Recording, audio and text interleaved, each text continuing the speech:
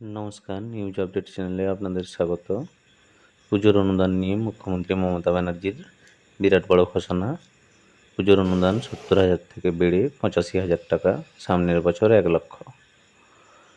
আপনি যদি আমার চ্যানেলে নতুন হয়ে থাকেন, দয়া করে ভিডিওটিকে লাইক এবং চ্যানেলটিকে সাবস্ক্রাইব করে দেবেন। এটা আপনার ১ সেকেন্ডের কাজ, কিন্তু এর থেকে আমাদের অনেক বড় উপকার হয়। ফিরে আসছি খবরে। অনুদান ৭০,০০০ থেকে বেড়ে ৮৫,০০০ টাকা হলো। আগামী বছর আরও বেড়ে ১,০০,০০০ টাকা অনুদান পাবে ক্লাবগুলি। ফায়ার লাইসেন্স সহ কর মকুব করল রাজ্য সরকার। হাতে আর ২.৫ মাস। বাঙালিদের শ্রেষ্ঠ পূজা, শ্রেষ্ঠ উৎসব দুর্গা উৎসব। প্রতি বছরের মতো এবারেও পূজা নিয়ে ক্লাবগুলির সঙ্গে বৈঠক করলেন মুখ্যমন্ত্রী মমতা বন্দ্যোপাধ্যায়। মঙ্গলবার নেতাজি ইন্ডোর স্টেডিয়ামে বিকেল ৪টে থেকে এই বৈঠক শুরু হয়। ক্লাব সংগঠনকে নিয়ে এই বৈঠক করেন মুখ্যমন্ত্রী। সেখানেই পুজোর অনুদান বাড়ানোর ঘোষণা করেন তিনি। অনুদান ৭০,০০০ থেকে বেড়ে ৮৫,০০০ টাকা হলো। আগামী বছর আরও বেড়ে ১,০০,০০০ টাকা অনুদান পাবে ক্লাবগুলি। ফায়ার লাইসেন্স সহ সব কর মকুব করল রাজ্য সরকার। মমতা জানান, ৪৩,০০০-এর বেশি পূজা হচ্ছে। রাজ্য পুলিশ এলাকায় ৪০,০০০-এর মতো।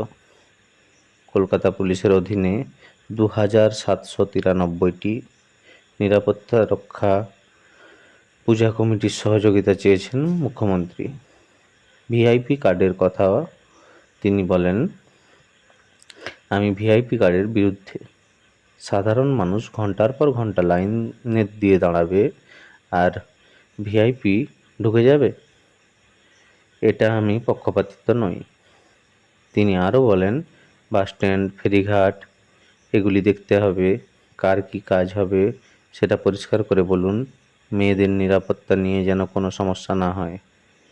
আরও বেশি ভলান্টিয়ার রাখবেন। ভিড় এড়াতে আলাদা এন্ট্রি ও এক্সিট করুন। মুখ্যমন্ত্রী কড়া হুঁশিয়ারি। মনে রাখবেন, পুজো কিন্তু রাজনীতির বাইরে। দুর্ঘটনা ঘটলে সেই পুজো ব্ল্যাকলিস্ট হয়ে যাবে। অক্টোবর ৯ তারিখ মহাষষ্ঠী, সুতরাং হাতে বাকি আর ৭৬ দিন। প্রস্তুতি শুরু হয়ে গিয়েছে। মুখ্যমন্ত্রীর ঘোষণার পরেই আরও খুশি ক্লাবের কর্মকর্তারা। ধন্যবাদ। আজকের নিউজ আপডেট এই পর্যন্তই। আবার দেখা হবে কালকে নতুন আরেকটি ভিডিও নিয়ে।